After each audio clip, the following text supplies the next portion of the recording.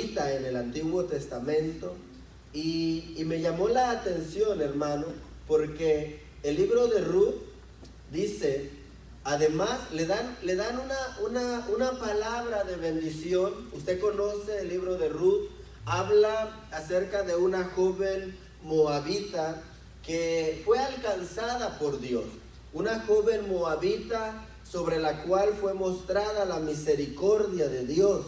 Una joven que, si usted quiere, no figuraba dentro del plan del pueblo de Israel para ser parte de ellos. Pero ya Dios tenía un propósito para esta joven. La historia en el libro de Ruth muestra a una familia que tiene que salir de Belén porque la situación estaba difícil, porque la situación estaba complicada. Dice la Biblia que ellos tuvieron que ir a los campos de Moab porque no había pan, no había, ¿cómo se puede decir? Había necesidad en la casa. Cuando esta familia sale del lugar donde Dios los había llamado, dice la palabra del Señor ahí en el capítulo 1 del libro de Ruth, que mueren los dos hijos y dejan viudas a sus esposas. Muere el esposo de Noemí y queda viuda ella también. Surge por ahí una situación donde Ruth, la moabita, decide seguir a Noemí hacia el lugar donde ella debía de estar, que es Belén de Judá. Ahora, ahí en el texto, ojalá y no se mire muy tenue, ahí en el texto que nosotros estamos leyendo, cuando ella se va a casar con vos, cuando ella es redimida a través de la ley del levirato, cuando ella, amado hermano, entra porque se enamora a este hombre, vos, de ella, y entra a ser parte del pueblo de Israel, los ancianos, mire qué tremendo, los ancianos del pueblo de Israel le dan una palabra de bendición a vos y le dicen que tu casa sea como la casa de Raquel y de Lea, las cuales edificaron la ciudad de Belén y la ciudad de Israel, y que tu casa sea como la casa de Fares. Eso, hermano, cuando yo estaba trabajando en esto, yo decía, Dios mío, de ese tipo de bendiciones debemos nosotros de tener en nuestros labios. Y hermano, cuando usted se coloca en el lugar de profeta, aunque no sea profeta, pero cuando el Señor usa sus labios para declarar una palabra de bendición, hermano, nosotros debemos de apropiarnos de ella. El pueblo de Israel, los ancianos, le dan una palabra a vos y le dicen que tu casa sea como la casa de Fares. Me llamó la atención, hermano, porque era una palabra de bendición. Entonces empecé a buscar cómo era esa familia, por qué los ancianos de Israel le bendecían a vos de esta manera. Bueno, leía por ahí que la casa de Fares se había caracterizado, la familia que se derivó de esta unión entre Judá y Tamar, su nuera, fue una familia muy bendecida. Fue una familia muy numerosa, fue una familia muy especial en las manos de Dios, de tal manera que Fares llegó a ser el ejemplo a seguir dentro de las familias de Israel. Y como hoy es día familiar, yo le decía al Señor, Señor, habilítame esta palabra para trasladarla a tu pueblo. Nosotros, es el deseo, amado hermano, que nosotros seamos bendecidos con esta bendición familiar. Que tu casa sea como la casa de Fares. Díganle al que está a la par, que tu casa sea como la casa de Fares. Amén. Ahora, vaya por favor ahí a Génesis capítulo 38. Génesis capítulo 38. Quiero leer con usted el verso 29. Génesis, porque ahí en el capítulo 38, hermano, se relata la historia de donde proviene esta bendición. Génesis capítulo 38, verso 29, dice de la siguiente manera: pero volviendo él a meter la mano, dice ahí, pero volviendo él a meter la mano, bueno, voy a leer la versión que tengo yo ahí en el pizarrón, ¿ok? Pero he aquí, sucedió que cuando él retiró su mano, su hermano salió. Entonces ella, la partera, dijo: ¿qué brecha te has hecho? ¿Qué brecha te has abierto? Por eso le pusieron por nombre Fares. Fares, amado hermano, dentro de lo que quiere decir este nombre, quiere decir salir rompiendo, quiere decir abrir, quiere decir crecer. Es la palabra paratz, la H6555, que quiere decir desarrollar, quiere decir extenderse. Hoy que es el año de la expansión, hermano, esto es de mucha bendición para nosotros. Quiere decir hacer huir y quiere decir también multiplicar. Ahora, deje regreso al verso que le quiero trasladar. Allí en Génesis capítulo 38, 38, por alguna ocasión, la palabra de Dios hace un paréntesis. Está hablando de José. Empieza a hablar de José y empieza a relatar la historia de José, pero ahí en el verso 38 como que hace un paréntesis. Hace un paréntesis para hablar de Judá, de sus hijos, de su esposa y de su nuera. Ahora, cuando dice mi Biblia, si usted pone sus ojitos ahí en el verso primero del capítulo 38, dice en mi Biblia: aconteció en aquel tiempo que Judá, ¿qué dice?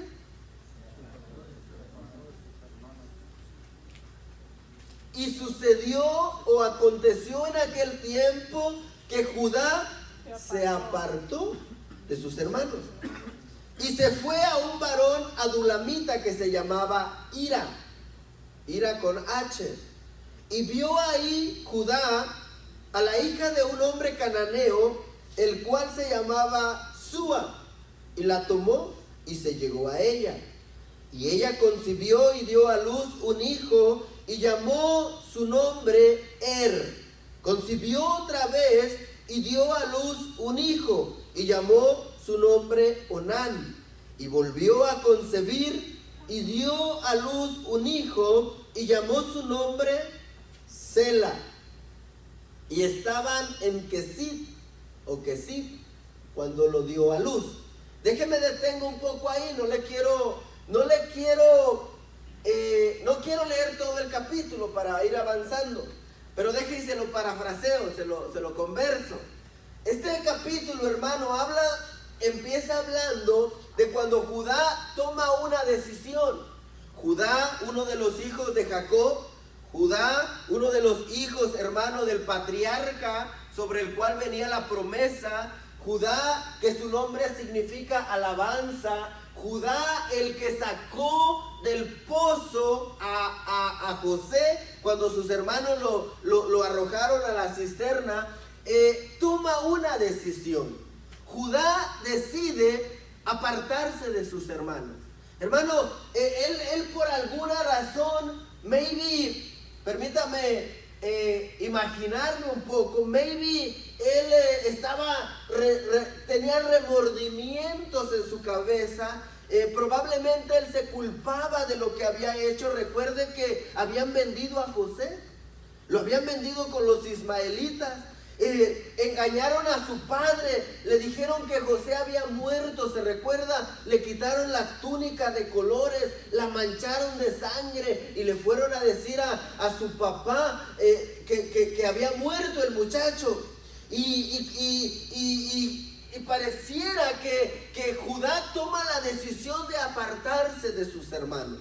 Cuando él se aparta de sus hermanos, dice la Biblia, amada iglesia, que él se va a una región. La Biblia le llama Kesib, un lugar donde él se enamora, un lugar donde él dice, bueno, ya me aparté de mi familia, yo creo que hoy me va a ir mejor, allá solamente hacíamos cosas malas, aquí me va a ir bien. Y dice en mi Biblia que él se casa con una mujer llamada Sua, hija de un hombre cananeo. Y dice que empezaron a tener hijos. Uno se llamó otro se llamó Onán y otro se llamó, ¿cómo? Sela con S, ¿verdad? Entonces, cuando empieza, dice la Biblia, que su hijo mayor se casa. Miren lo que sucede en esta familia. Primero se aparta de sus hermanos. Ya no les quiero hablar a estos mis hermanos. Ya me cansé de ellos. Me llevan a hacer cosas que no están bien. Ponga atención en esto. Nunca el propósito de Dios va a ser que nosotros nos separemos de nuestra familia. Nunca el propósito de Dios, amado hermano, va a hacer que tú dejes a tu familia de una mala manera, enojado, pleiteando, con rencores, con enojo. Judá se aparta. Y cuando él llega a esta región, él se casa, empieza a tener hijos, tiene 3 hijos, empiezan a crecer. Y dice ahí en alguna parte del capítulo 38 que su hijo mayor se casa con Tamar. Pero por alguna razón muere y no pudo tener hijos. La ley, bueno, ahí no había ley todavía, pero más adelante se da a conocer una ley que ya se practicaba ahí, la cual se llama la ley del levirato. Esta ley marcaba que si un hijo moría o un hombre, cabeza de hogar, moría sin haber dejado hijos, su hermano tenía que venir donde la viuda, conocerla, usted me entiende, conocerla, ¿verdad que sí? Conocerla y levantar descendencia de ella. Una vez, ¿para qué? Para que el nombre del difunto no se borrara de la tierra. Ahora, cuando el hijo mayor de Judá muere, dice la Biblia que Dios lo mató porque era malo. Y Judá le dice a su otro hijo, mira, murió y no pudo tener hijos. Anda y ve con Tamar, acércate a Tamar, allégate a ella. ¿Para qué? Para que levantes descendencia a tu hermano. Dice la Biblia que el segundo hijo de Judá, llamado Onán, si no estoy mal, también era malo delante de los ojos de Dios. Dice que cuando él se acercaba a su cuñada para levantar la descendencia que tenía que levantar, él no lo hacía de la manera correcta. Él vertía en tierra lo que tenía que ser la semilla para que se diera un hijo. Y eso no le agradó a Dios y lo matan. Ahora Judá ya no tiene 2 de sus hijos. Tiene un pequeñito. ¿Cuántos años tenía? No me pregunten. No investigué ese dato. Pero era muy pequeño, de tal manera que él no podía cumplir la ley del levirato. Ahora, Judá habla con Tamar y le dice, mira, yo creo que te regresas a casa de tus padres. Yo creo que mejor te esperas un tiempo en lo que crece este muchacho. Cuando este muchacho esté grande, lo voy a mandar para que levante descendencia de tu esposo. Pero dice mi Biblia que Sela creció y Judá tenía miedo de que muriera también y no se lo dio a Tamar. Ahora, cuando esto está sucediendo, hermano, dice que crece el muchacho. Judá decide no continuar con la ley del levirato por temor a que muriese su último hijo. Y dice la Biblia que durante ese tiempo muere su esposa. Mire qué terrible. Mueren 2 hijos y muere su esposa, Sua. Hermano, yo no sé usted, pero gracias a Dios yo no he perdido a nadie hasta ahora. En línea directa no he perdido a nadie. Pero ha de ser terrible que empiece a morir la familia. Ha de ser terrible, hermano, que empiece a faltar la familia. Judá está en un tiempo de dolor familiar muy grande. Él tomó una decisión, se apartó de sus hermanos.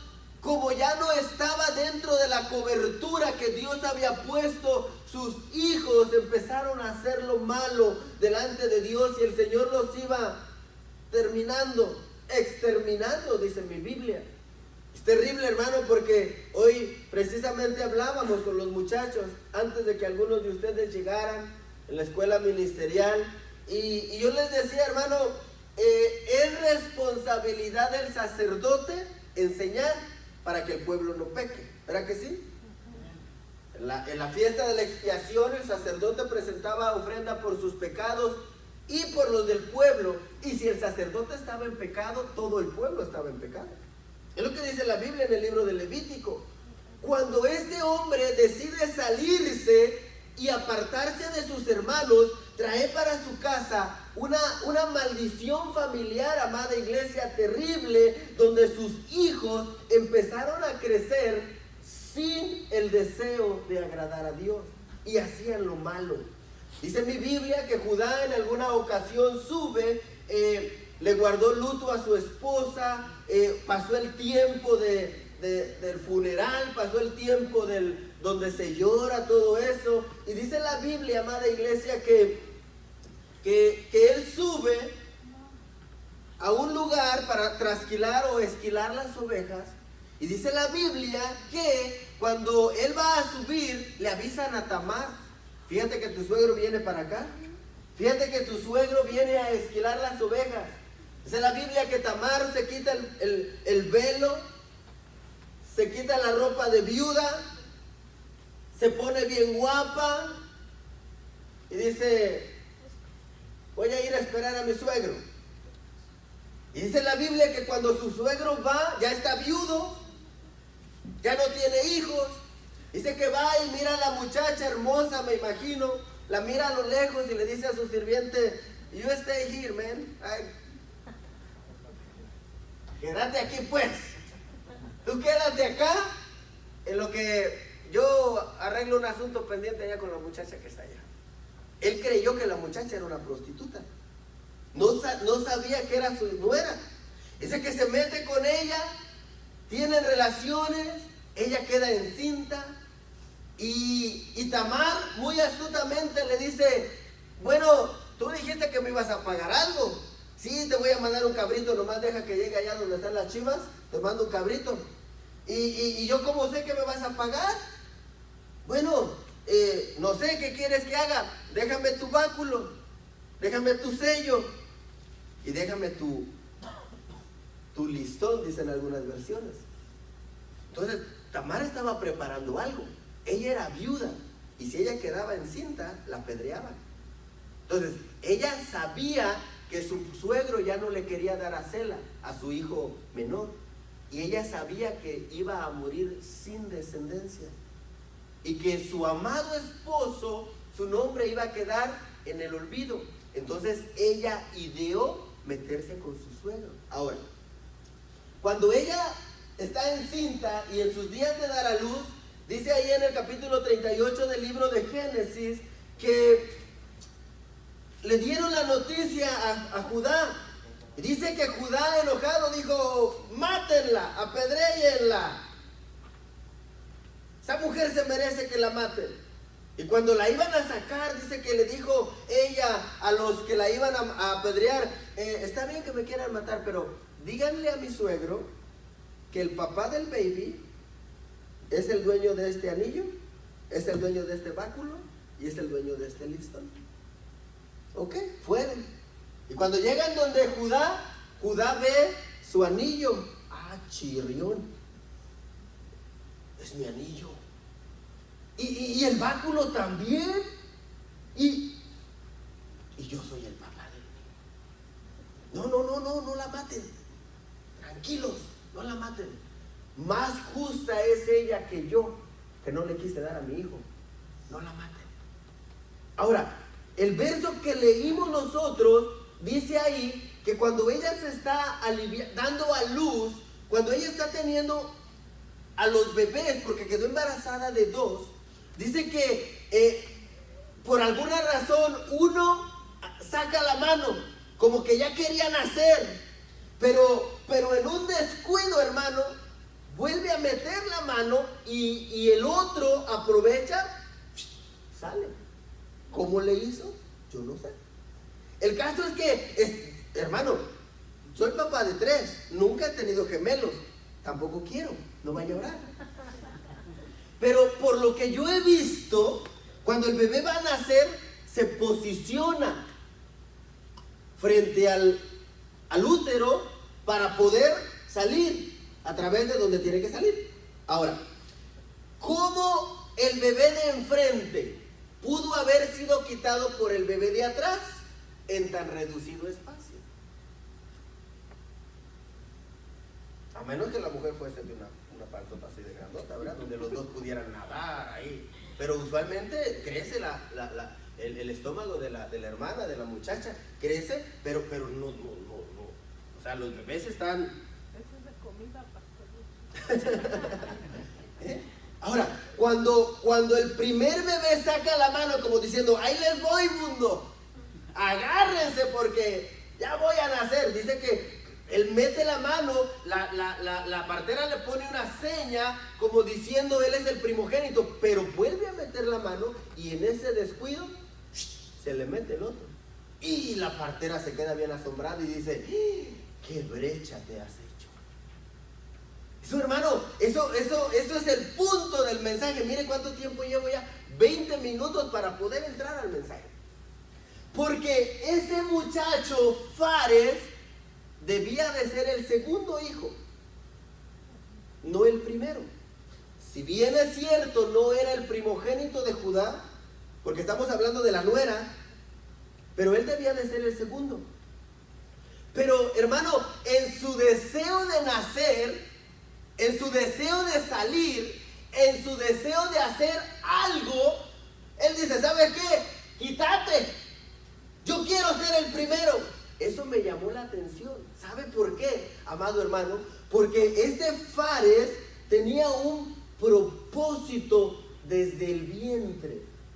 Él desde el vientre ya tenía un deseo. Y su deseo era ser el primero. Su deseo era ser, hermano, desde el vientre él se había propuesto, no va a haber nadie que me pueda detener para lograr el propósito que yo tengo que cumplir. No va a haber nadie que me pueda detener para cumplir el propósito que yo tengo que cumplir. Y cuando en el vientre se le pone a su hermano primero, él aprovecha el descuido y se mete y dice la partera, qué terrible brecha hiciste para poder salir. Ahora, él viene con ese deseo. Recuerde que el nombre de Fares tiene muchas acepciones. Cuando yo veo, amado hermano, que él viene con ese deseo de parte de Dios, yo empecé a buscar en la Biblia. Hermano, se va a sorprender, pero empecé a buscar en la Biblia todos aquellos que desearon hacer algo para Dios. Empecé a buscar a todos aquellos que desearon ser los primeros, los que abrían brecha, los que iban por delante, aún en medio de la adversidad. ¿Y sabe qué encontré? Muy poquitos. Empecé a buscar, hermano, hombres y mujeres con deseo de sobresalir en el plan de Dios. Y encontré muy poquito. Y yo estaba desde ayer, en la noche, estaba yo diciendo, Señor, no lo puedo creer. Gente como Fares, con un deseo de salir y hacer un cambio en su situación, son muy pocos. Porque Fares estaba destinado a ser el segundo, pero él dijo, no, yo no quiero ser el segundo. Second place, don't like it. I want to be the first. Number one, número uno. Este hombre, hermano, venía con el propósito de cambiar su generación. Y dijo a mí, no, ¿sabes qué, hermanito mío? Quítate, porque tú no quieres hacer nada, pero yo sí quiero hacer algo. Y cuando yo veo esto, empiezo a buscar gente con esas características en la Biblia. Y me dio un trabajo, iglesia. Me dio un trabajo porque, fíjense que empecé a ver a Moisés. Y cuando le hacen el llamado a Moisés, Moisés no quiere. No tenía ese deseo en su corazón. Dije, pues no, le puse una tacha. Dije, este men como que no quiso. Después me fui a buscar más adelante Sansón. No, pues Sansón, pues tampoco quiso. Pum, una tacha. Y empecé a buscar. Dije, Dios mío, ¿quiénes son entonces los que desean cambiar su generación? Muy pocos, contados, iglesia. Contados son aquellos que no se conforman con lo que tienen en Dios y quieren ir por más. Contados, muy poquitos. Me dolió, hermano, perdóneme, me dolió el corazón porque cuando el Señor puso eso en mi corazón, yo dije, ahorita voy a encontrar fácil muchos ejemplos, pero no podía. Hoy en la mañana todavía me levanté y Señor, ¿y quiénes pues? Muy poquitos. Quiero hablarle de 3. Mire esto. Allá en el libro de Génesis, capítulo 32, verso 26, quiero hablarle de 3 personajes que decidieron ser los primeros, que decidieron romper el muro, que decidieron abrirse una brecha, que decidieron no ser como las familias que viven enseguida, que viven a un lado, que viven enfrente. Personas, amado hermano, que decidieron en su corazón hacer algo diferente para bien de su generación. Mire Génesis capítulo 32, verso 26. Ahí está. Entonces el hombre dijo, suéltame porque raya el alba. Pero Jacob respondió, no te soltaré, sino ¿qué? No me beneficies. Hermano, Jacob venía con un problema familiar. Jacob venía con un problema familiar porque cuando él sale de la casa de su padre, ¿cómo salió Jacob de la casa de su padre? Le dijeron, hijo mío, que Dios te bendiga, que la paz de Dios vaya contigo. Salió huyendo. ¿Por qué salió huyendo? ¿Por ladrón? Bueno, lo que dice la Biblia, ¿verdad? Le robó la primogenitura a su hermano, le robó la bendición a su hermano. Y hermano, esta situación lleva a Jacob a vivir de una manera terrible. Él tiene que abandonar, mire otra vez, un hijo abandonando la casa de sus padres. Primero Judá abandona a sus hermanos. ¿Y qué pasa? En el lugar donde él está bueno, empieza a haber destrucción. Mueren sus 2 hijos, muere su esposa, comete un montón de locuras. Ahora viene Jacob con un trasfondo familiar también de abandono. Él salió de la casa de su padre. ¿Por qué? Porque engañó a su papá. Le dijo que era el velludo y él no era el velludo, él era el lampiño. Le dijo que él era el que cazaba, hermano, y él se la pasaba en la casa, texteando en el Facebook. Engañó y tuvo que salir de esta manera. Vivió terriblemente en casa de Labán. Le dieron por esposa a la que él no pidió y tuvo que trabajar otros 7 años. Lo bueno es que tuvo 2 mujeres, dijeran algunos, ¿verdad? Yo diría lo malo, hermano, porque si con una es bien terrible. Amén. Aunque no diga amén. Pero cuando él va de regreso a la casa de su padre y de su hermano, hermano, hay algo en su corazón. Él dice, yo no quiero ser destinado a este tipo de vida. Yo no quiero pasar toda mi vida en pleito. Yo no quiero pasar toda mi vida engañando. Yo quiero ser una persona diferente. Tiene la oportunidad, se topa con el ángel de Jehová, y como él sabía que solamente un encuentro con el ángel de Jehová lo podía cambiar, él aprovecha el tiempo y le dice, dice, ¿sabes qué? Yo no te dejo ir si tú no me bendices. Hermano, cuando yo lo miro a él, dice la Biblia, tuvo que pelear. Hermano, no fue como, a ver, ¿quién quiere una bendición? Pase, yo oro por usted y listo, pum, y ya se va bien bendecido. No, tuvo que pelear por la bendición. Y dice mi Biblia que cuando el ángel vio que no podía con Jacob, hermano, teológicamente esto es muy cuestionado, porque un ángel puede matar hasta 15,000 personas sin despeinarse. Claro, los ángeles se peinan. No me digan qué parte de la Biblia dice eso. Dice que son varones hermosos. Y un ángel despeinado no se me haría hermoso, hermano. Dice que el ángel es pelo. Entonces, cuando Jacob viene y tiene que pelear por su bendición, hermano, él tiene que abrir una brecha. Había un muro delante de él, un muro generacional, un muro que él mismo había levantado en la casa de su padre, que tenía que ser roto. ¿Cuál era ese muro? Estaba enojado con su hermano y tenía que romper ese muro, pero no podía. Entonces él viene con el ángel y dice, ¿sabes qué? Bendíceme. Es la única manera que yo tengo para cambiar. Yo no quiero ser así. Yo quiero ser diferente. Quiero ser el primero que rompe una brecha en esta familia. No quiero que mis hijos sean llamados como su papá. No quiero que mis hijas sean calificadas por ser hijas de un fulano de tal. Yo quiero ser diferente. Me enteraba hace unos días, hermano, de una, entre paréntesis, de una situación muy difícil. Un hombre que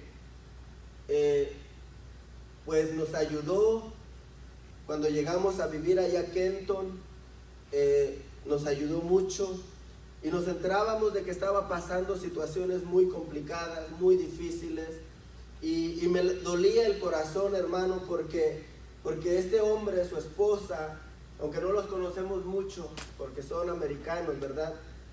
Y yo speak English, pero no mucho, solo yo me entiendo cuando hablo, imagínense. Me dolía porque este hombre tenía hijos, tiene un muchacho que es muy amigo de mi niño, y yo decía, qué terrible es para los hijos cargar con las culpas de los padres. Hermano, qué terrible es para un hijo que lo llamen por el error que su padre cometió o está cometiendo. Eso es algo terrible. Eso es algo muy doloroso. Entonces, Jacob traía un trasfondo. Era el engañador, era el mentiroso, era el que robaba. Y a sus hijos los iban a calificar de la misma manera. Por eso él se levanta y dice, yo tengo que abrir una brecha para que mis hijos vengan a ser de diferente. Vengan a recibir una bendición que solamente Dios puede transformar o puede dar. Él se atreve a pelear por ella. Él se atreve a luchar con el ángel. Amada iglesia, las cosas que Dios te quiere dar no siempre van a venir gratis. Las cosas que Dios te quiere dar, a veces tendrás que pelearlas. Te tendrás que levantar con tu propio yo y decir, a mí no me va a detener la carne. Yo voy a buscar al Señor que puede cambiar mi vida. Jacob lo entendía. Abrió una brecha de bendición para su casa.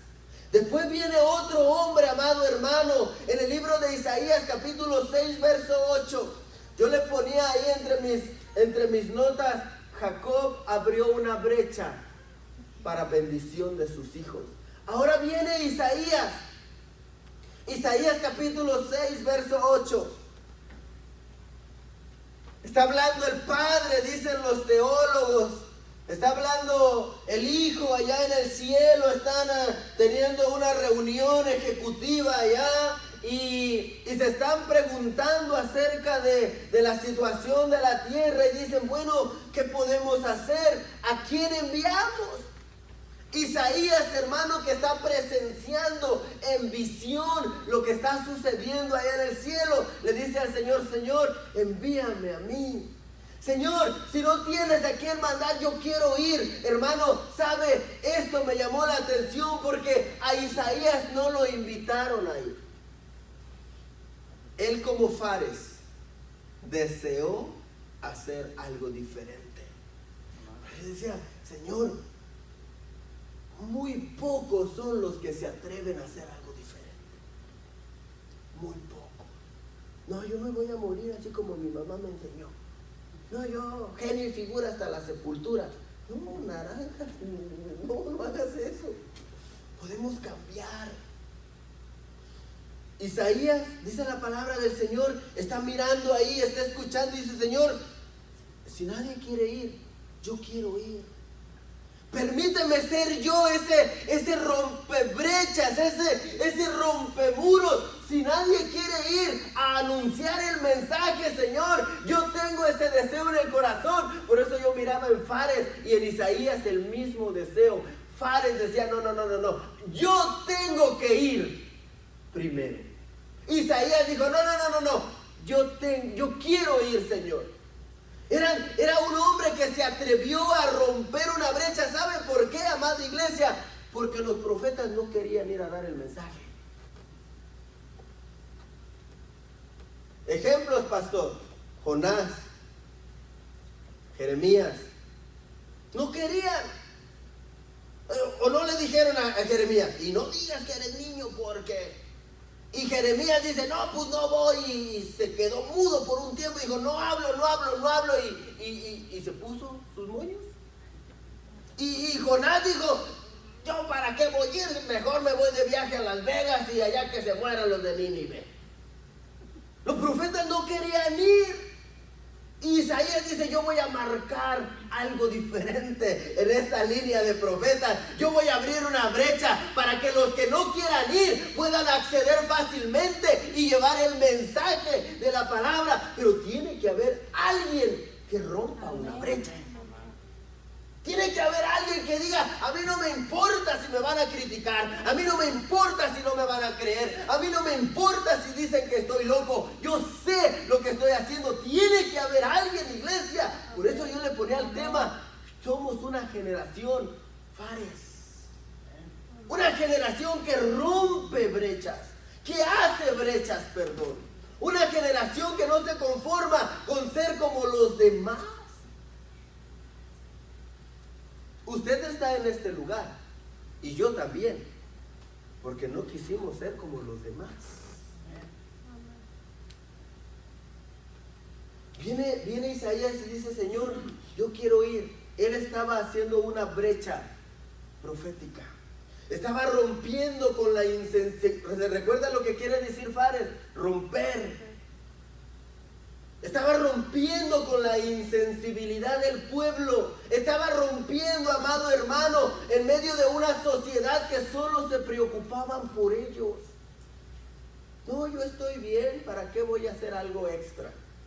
No, yo ya creí en el Señor, ¿para qué? Yo ya predico en la iglesia, ¿para qué? Yo ya canto, ¿para qué? Yo ya me siento ahí atrás a recibir los hermanos, ¿para qué? Era un hombre, amada iglesia de Cristo, que rompió un muro. ¿Para qué? Para que el pueblo dejara de preocuparse por sí mismo y tuviera la sensibilidad de poder ir, aunque no lo invitaran a ir. Haz una pregunta, iglesia.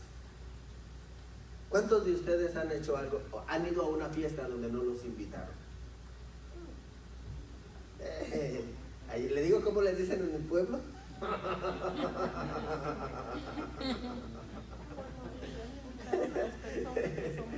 ¿Eh? Los que son padrinos nos invitan, no de que vayamos nada más. Pero cuando uno va a un lugar donde no lo invitaron, uno está como que en un dilema, ¿verdad? No, y si me dicen que quién te invitó, y si me piden la invitación y si me sacan, y uno está en esa lucha, aunque al final se deciden ir, ¿verdad? Ya el mole lo está llamando a uno, las carnitas, ya está oliendo la comida ahí, yo voy. Pero Pero es difícil en ocasiones tomar la decisión de ir donde no te invitaron. Isaías tuvo que tomar esa decisión. El Señor no lo estaba invitando, pero él tenía ese deseo. Señor, yo quiero hacer. Por eso yo decía, Señor, nosotros tenemos que tener ese deseo, aunque no te inviten. Es que mi pastor no me dice que vayamos a evangelizar, aunque no te inviten. Es que mi pastor no me dice que vayamos a visitar, aunque no te inviten. No, es que mi pastor no me invita a servir, aunque no te inviten. El deseo en el corazón de Isaías hizo que él levantara la mano y dijera, si necesitas a alguien, yo quiero ir. Hermano, rompió una brecha en medio de todos los profetas que había en ese tiempo. Mira esto. Ay, Padre Santo. Mateo capítulo 14. Otro hombre ahora en el Nuevo Testamento. Tengo 5 minutos. Otro hombre en el Nuevo Testamento, Pedro. Dice la Biblia en Mateo capítulo 14, verso 29. Y descendiendo Pedro de la barca, caminó sobre las aguas y fue a Jesús. Esta historia, hermano, usted la conoce quizás. Dice que cuando el Señor fue al monte a orar y le dijo a sus discípulos, adelántense, yo tengo unas cosas que hacer todavía, vayan ustedes. Cuando los discípulos, están en la barca en medio del mar, dice que empezaron a ver a lo lejos una silueta. Ellos se espantaron, ellos creían que era un fantasma, dicen algunas versiones, y se turbaron. Pero Jesús les habla y les dice, hey, no tengan miedo, don't be scared, les dice Jesús. Hermano, Jesús hablaba inglés. Don't be scared, les dice Jesús. It's me, it's Jesus. You know Jesus? Y dice que cuando Pedro, hermano, escucha esa voz, le dice, Señor, si tú eres el que está caminando sobre el mar, ordena que yo vaya. Yo quiero ser el primero en caminar sobre el mar. Estos miedosos no quieren, pero yo sí quiero aventarme, Señor, ¿cómo ves? Y Jesús le dijo, vente pues. Y dice que caminó. Cuando, hermano, yo miro el deseo de Pedro, yo digo, Dios mío, ¿cuántos había en la barca que no se les prendió el foco? ¿No? Ellos estaban espantados. Ay, el espíritu, el chacorrero, ¿no? Chanchorrero, ¿cómo digo? El espíritu ese, ¿quién será? Y Pedro dice, Señor, ¿eres tú? Permite que yo vaya. Pero Pedro, tú nunca has caminado en las aguas. Si tú dices que eres tú y me dices que yo vaya, yo me aviento. ¿Sabe qué tenía Pedro? Tenía un deseo de ir en lo sobrenatural. Y los miedosos de la barca, no, eso no. ¿Para qué oro por los enfermos? No, ¿para qué doy palabra de bendición? No. Eso que lo haga el diácono. Eso que lo haga el pastor. Los que se quedaron en la barca no tuvieron ese ímpetu, ese deseo de romper brecha y de ser los primeros en hacer algo diferente. ¿Había alguien caminando sobre las aguas antes de Jesús? No hay registros. Pero Pedro dijo, mi Señor lo está haciendo, yo también lo quiero hacer. Y se aventó, oiga esto, se aventó al mar. Hermano, a veces nosotros tenemos que aventarnos a hacer cosas diferentes. Hermano, a veces ir en contra de las leyes de la naturaleza. La ley de la naturaleza no permite que la gente camine sobre el agua, a menos que esté congelada el agua, ¿verdad? Pero en un mar regular no es lógico. Pedro dice, a mí las leyes de la naturaleza me importan un reverendo comino. Si mi Señor me está diciendo que vaya, yo me aviento. Rompió brecha. Él dijo, yo quiero ser un discípulo diferente. Los 11 que quedaron acá, temblando de miedo. Y Pedro dice, no, ¿eres tú? Me aviento. A veces necesitamos aventarnos. A veces necesitamos aventarnos creyendo a una palabra que Dios nos dijo. Porque Pedro fue lo que dijo, si eres tú, ordena que yo vaya y yo voy. Hermano, pero a veces a la iglesia le cuesta mucho trabajo creer. Hermano, le creemos, bueno, yo no, ¿verdad? Usted probablemente. Le creen más al horóscopo. Ahí están en la mañana buscando en el teléfono. Libra. Ve tranquilo porque hoy la librarás. Y se van bien contentos, hermano. Walter Mercado dijo que el horóscopo, a veces le creen más al horóscopo que a la palabra del Señor. Pedro dijo, no. Estos dicen que si yo me aviento me ahogo más con la tormenta. Pero Jesús dijo que lo hiciera. Se aventó. A veces necesitamos ese deseo, iglesia. Es que lo que yo le quiero trasladar es el deseo de Fares, de romper una brecha, de salir por delante y de decir, nadie va a quitarme la bendición que Dios tiene preparada para mí. Yo la voy a agarrar. Aunque ya le hayan puesto el listón en la mano. Pero necesitamos aventarlo por lo que Dios quiere con nosotros. Ahora, en el verso con el que comenzamos, dice que están bendiciendo a esta familia. ¿Qué familia? La familia de Boz. Boz se va a casar con Ruth. Y le dicen los ancianos de Israel, que Jehová te bendiga y que tu casa sea como la casa de Fares. ¿Cómo era la casa de Fares, iglesia? Era una iglesia, era una familia que rompía muros. Era una familia que abría. Era una familia que se desarrollaba.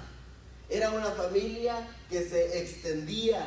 Era una familia que cuando venían los problemas, ellos no huían, hacían huir a los problemas. Era una familia que hacía multiplicar las cosas. Yo no sé usted, pero yo quiero esa bendición.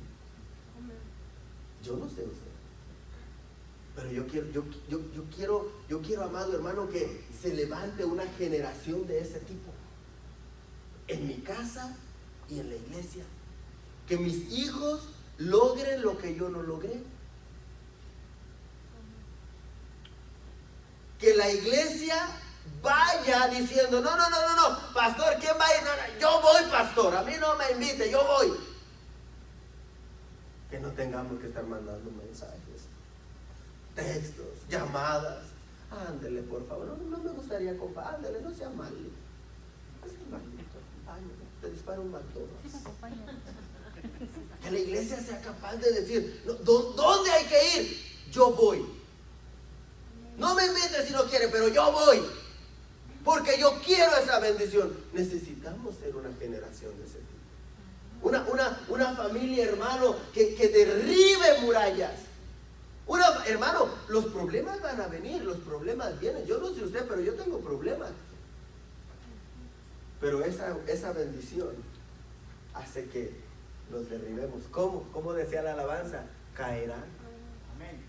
¿Cómo van a caer? Con alabanza. Amén. ¿Y de dónde viene Fares? De Judá.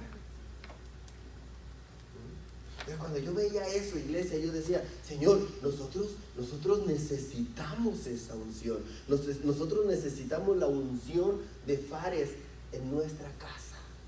Tenemos que levantarnos en esa unción y marcar nuestra generación. ¿Por qué? Porque si no lo hacemos, nuestra familia va a ser una familia como la familia de al lado probablemente. Pero nosotros estamos llamados a ser diferentes. Dice Malaquías capítulo 3 que la bendición de Dios sería tan grande en su pueblo que las naciones querrían estar ahí para recibir de esa bendición. Ese tipo de unción, ese tipo de bendición es la que la iglesia necesita.